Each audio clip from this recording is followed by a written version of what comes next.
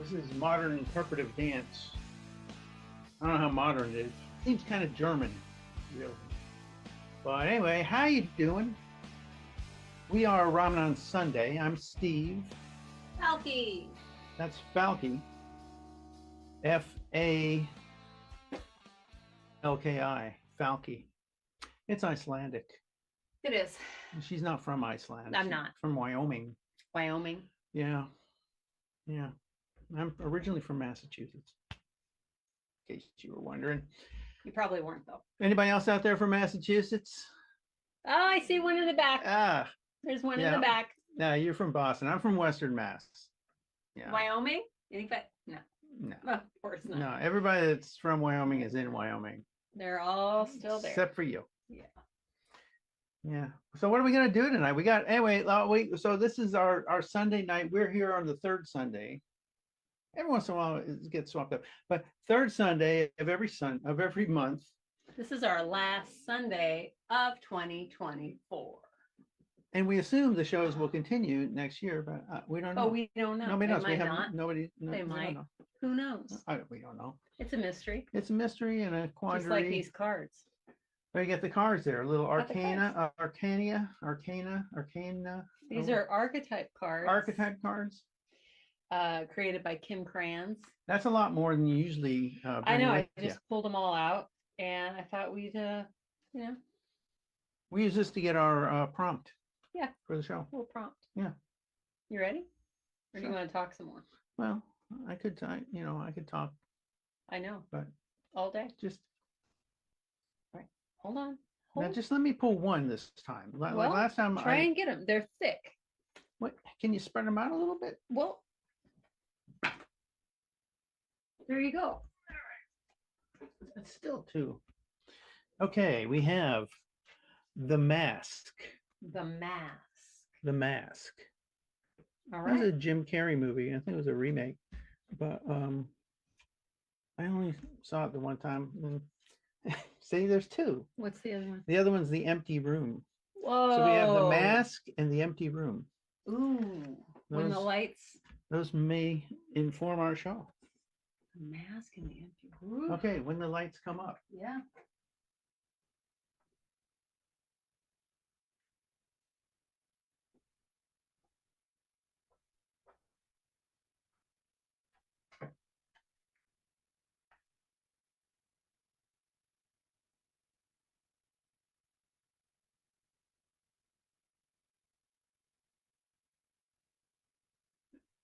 I think it's going to be okay. I'm not worried about it. There's bubbles. Yeah.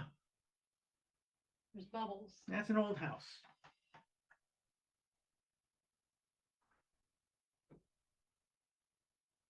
I don't know what to tell you, Carolyn. You don't have to tell me anything. I can see for my own self that there's bubbles. Do the bubbles trouble you? Are you saying they don't trouble you? No, they don't trouble me at all. They're bubbles. They're bubbles in a flat space. There's not supposed to be bubbles. It's an interesting quirk. Bubble.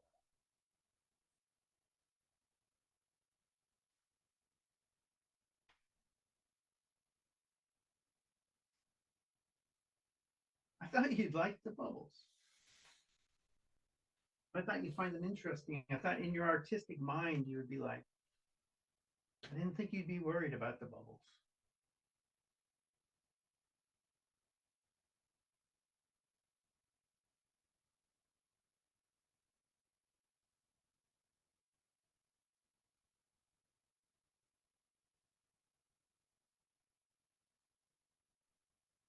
Now it looks like you're scared of the bubbles. It's not the bubbles. I feel like I have been keeping things from you, and you thought I would like the bubbles. That means that you thought I would be that I'm a bubble liker, and I'm not. Bubbles make me really uncomfortable. I don't even know what a bubble liker is. Like, is that a thing? I didn't realize you were a bubble hater, but it just never came up. I know it never. I mean, why would it come up? We've never had a bubble. Never had a bubble. But now we have bubbles. But the fact that you thought I would like bubbles says that I haven't been authentic, or maybe I've been trying to be somebody that I'm not. I don't. Maybe you have, or maybe the explanation is simply that we never encountered bubbles, so it never came up. Like if we never had almond butter, Would you think that I would like almond butter? I do think you would like almond butter. But where are you getting that from, is what I'm saying. Well, that's from me. That's not from you. I must be putting something out to the world, to you, to make you think that I would like a bubble and that I would like almond butter. Do you not like almond butter? Well, I do like almond butter, but that's a Okay. different thing. That's not the thing.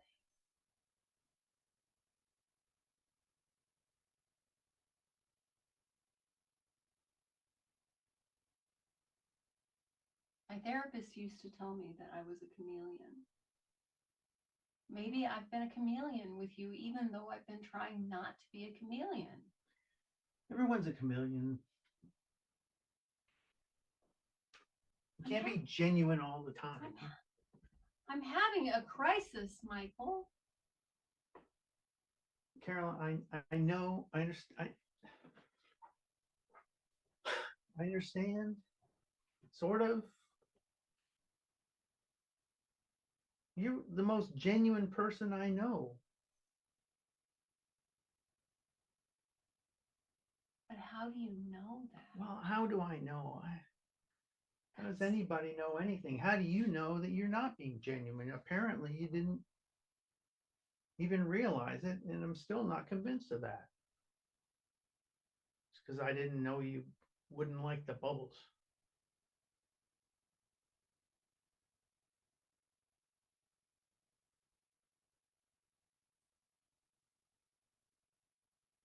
Did you know I wouldn't mind the bubbles?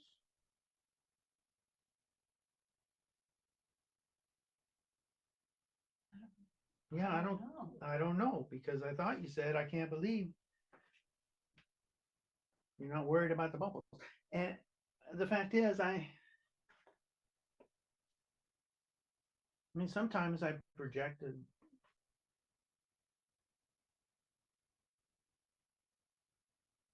a braver, like I got to be the solid one.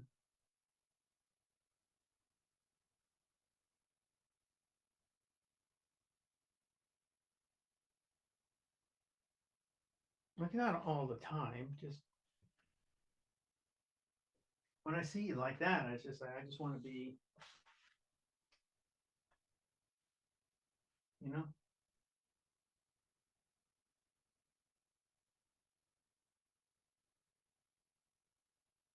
This is all a little too much right now.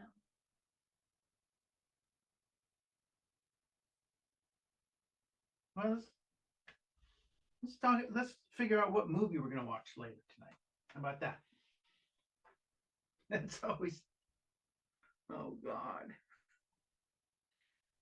We always spend like 15 or 20 minutes figuring out what movie we want to watch. Then by the time we figure that out, now it's.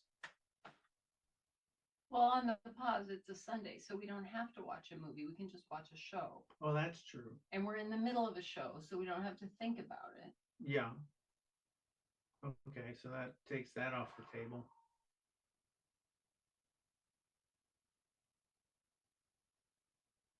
I kind of like to watch some interesting Christmas movies, though, like during.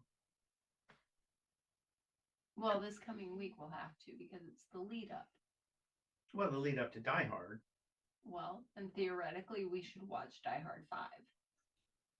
5, 4, 3, 2, and then 1. I mean, that's what we did last year. That's what we've done. Before. And Die Hard is solidly the best Christmas movie. Well, not the best Christmas movie. I don't care about that. I'm talking about the series. Like consistently, 1 through 5. Those movies are all pretty good. With, Die Hard still being the one. People like Die Hard 2 almost as much as Die Hard. No, I don't know how that happens. But Yeah. I don't think John McClane would like Bubbles. I mean, I think that he is authentic. Do you think, here's a question, more important than whether he would like Bubbles, because it really doesn't matter. And poor Bruce Willis probably doesn't even know what the word means anymore. God, that's so sad. Do you think John McClane is authentically John McClane, though? no, No? no. That's a mask he puts on, a face, and that's who he acts like because he has to be the tough guy. We get to see him during the movie where he breaks down, but he pushes himself to go through. So he has moments of genuineness, but the only thing that everybody on the outside sees, and we got the inside track because we're watching him during the entire, but other people don't see that. They're just seeing people in his universe just see the big, strong, wisecracking Cowboy. Yeah. And he's tough, but I think a lot of people put in that same situation would react that same way he did. Now, they may not have had his skills to pull off what he did. It was a great thing. Taking on all those terrorists all by himself. But they weren't really terrorists, were they? They're bank robbers. Bank robbers. They're yeah. bank robbers. Pretending to be terrorists Yeah. who weren't terrorists. But then to have it happen again Well, that's bad luck. with the other Christmas movie in the series. That's bad luck right there. I know. John McClane. Yeah. And we lost Holly. Kids don't like it until No. they do again. Yeah. It's tough. It'd be tough being John McClane. It So really tough. would. I mean, that's why he became an alcoholic. Oh, sure. That's what masking does to you. It can't be authentic. You got to drink yourself into Nastiness. I mean, he was stinky. I think. I don't know. I mean, Well, obviously, the TV doesn't give out you can't smell film. But yeah.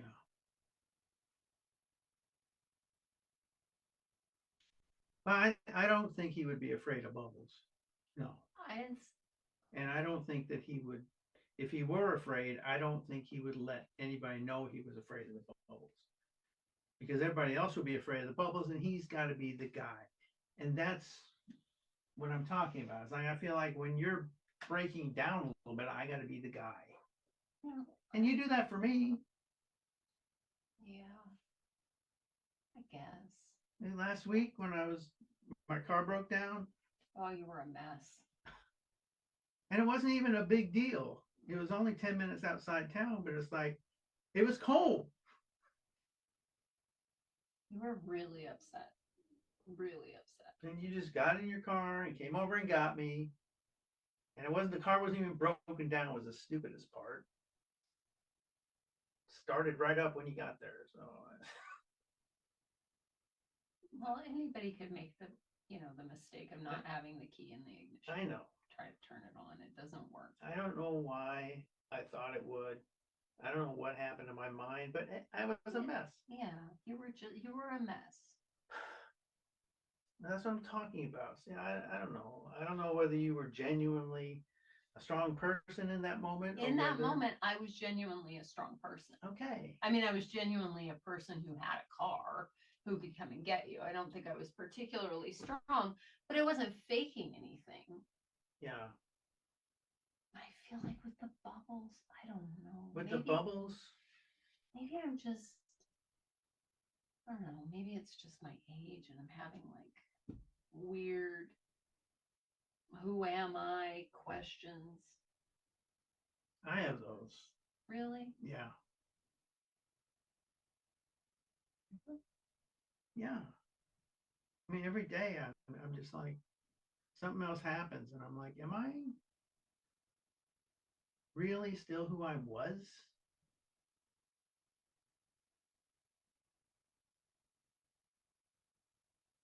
Are you?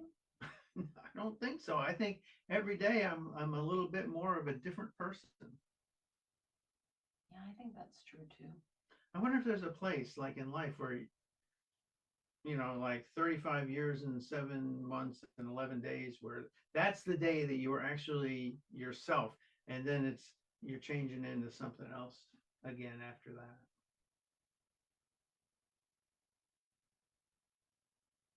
I don't know. I think maybe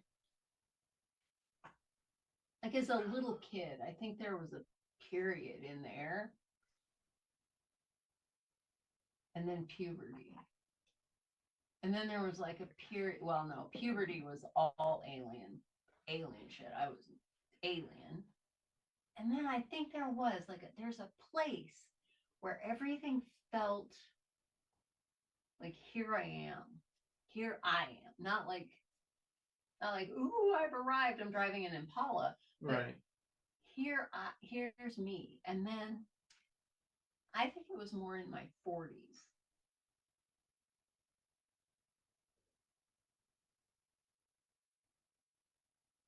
I don't think it's ever solid, this thing. Not totally. No, I don't think so. I can't even imagine a time because I drank so much. Mm, mm. My father was a big drinker, Yeah. and I avoided it until I went into the Air Force.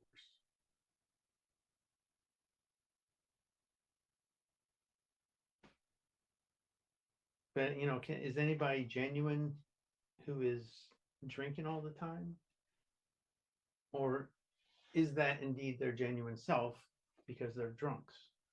I don't know. I don't know the answer to that. Now I'm starting to.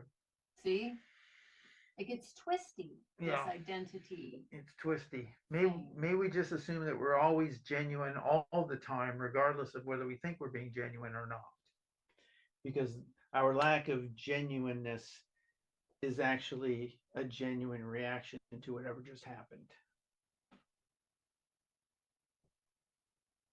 maybe. I don't know. I don't know if I can do that.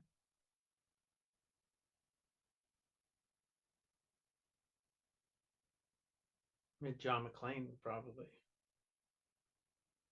John McClane. I don't think John McClane ever questions himself. I think that's the thing. He's sure of himself. That's true. He has a lot of self-confidence. He doesn't doubt himself. And I think though, when you're a cop, you kind of have to be that way. Maybe. I remember when I was in the Air Force toward the end of my career, I wanted to be a first sergeant just for a change.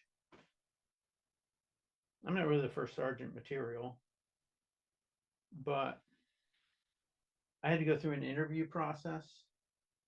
And they kept asking me these questions about like, oh, what would you do in this scenario? Blah, and they give me a scenario, and I'd say, well, I think I'd have to talk with the people to find out, you know, what their take on it was. And I always said that for almost everything. And at least in the Air Force, when you want to be there, only 5% of the people that want to be a first sergeant don't make it through the interview process. And I was one of those because I wanted to talk to people to find out what their side of the story was, but they don't want that. They want someone to go in and just boom. And honestly, I don't think that's a negative thing. I think that it was good that I wasn't put in that position because it does need somebody to be decisive.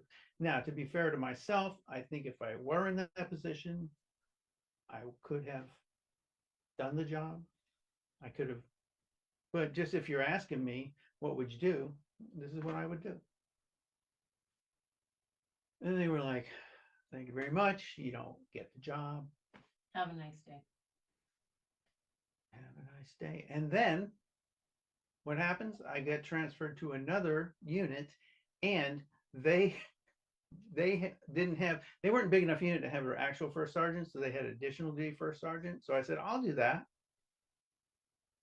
and I did great.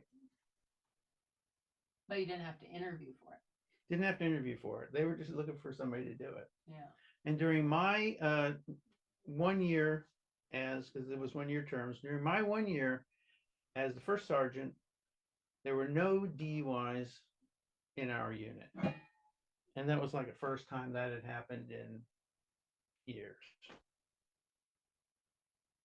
That's pretty So cool. I count that as a feather in my life's cap.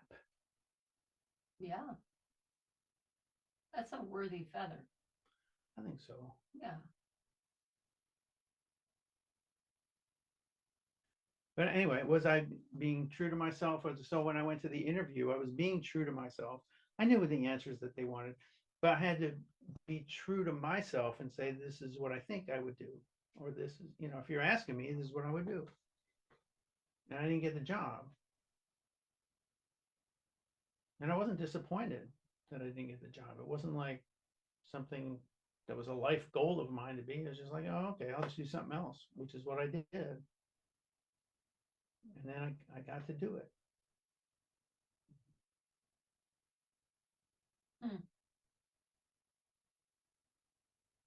You ever have something like that happen? No. No. I don't think a lot of people get that opportunity. No.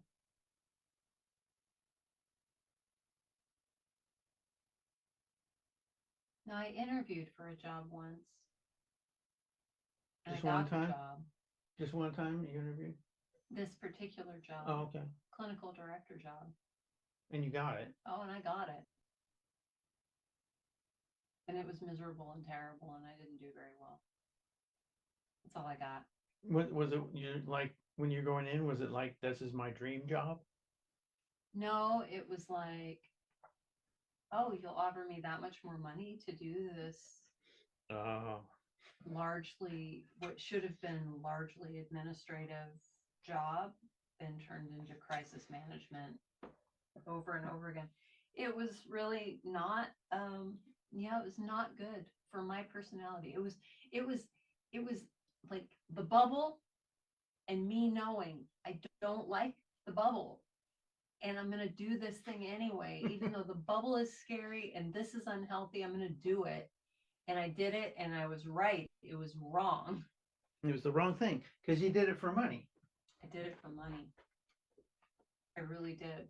I did it for money. I don't think I've ever, I knew that was going to hurt. I've never done anything else for money, I don't think. Really? Mm-mm.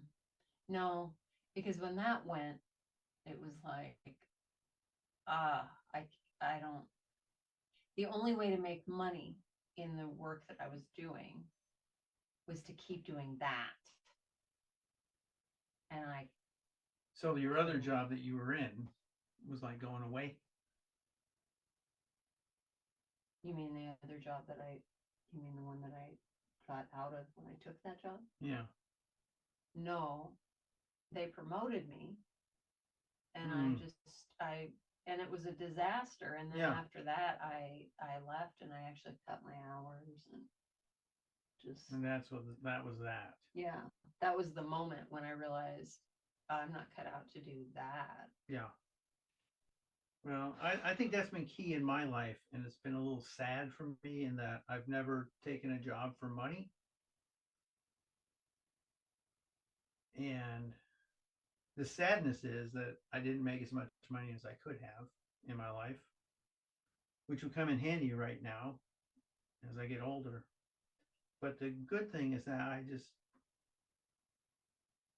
feel like I always did a job that I wanted to be doing. Or in the case of being in the Air Force, that I was actually, there's not a lot of choice a lot of times of what job you get, unless you get to be an additional duty first sergeant. But by the way, that was additional duty means I still have my other job. I just Yeah, Yeah. yeah. It's like driving for Uber on top of Yeah, your driving for other Uber job. on top of your job at IHOP. Yeah. Yeah. Or I had a client one time who had like it was like a manager, hotel, hospitality. She dealt with all the corporate people coming in to do retreats. Yeah. And then because she got bored sometimes, she drove for Amazon. Oh. Well, that'd be cool. Not around here, but that'd be cool. I would like it. There's a lot of bubbles. There is. At least they're not moving. What? I don't know. Look at that one.